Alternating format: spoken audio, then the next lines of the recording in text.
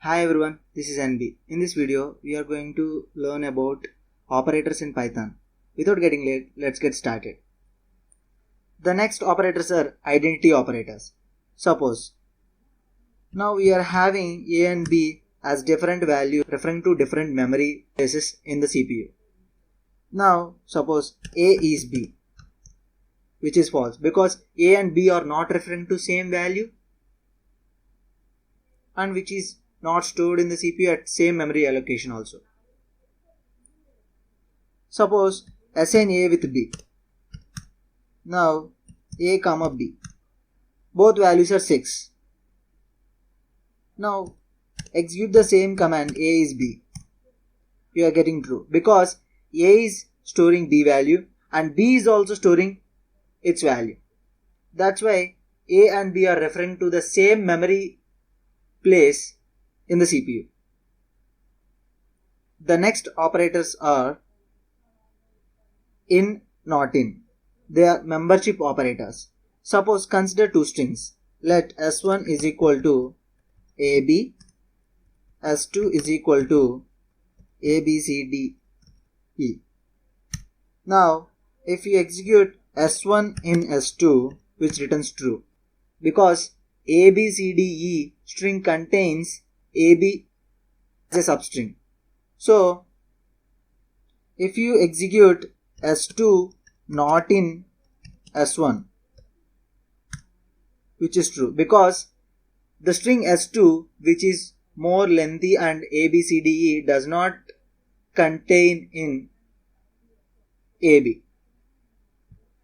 That's why which is returning true. And the next operators are bitwise operators. These are AND, OR, exclusive OR, negation, left shift, right shift, like that. Suppose A, B values are like this, 6 and 6, right? They are referring to same value also. Change B value to some other value. B is equal to 2.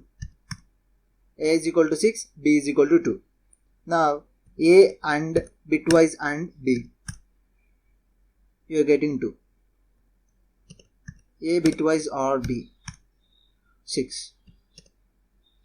A exclusive or B, which is 4. Negation of A, which is 7.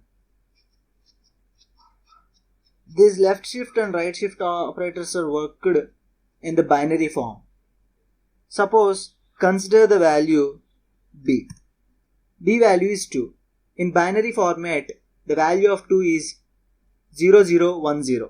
If you apply 2 bits left shift to this value, the value becomes 1000, which is 8 in decimal.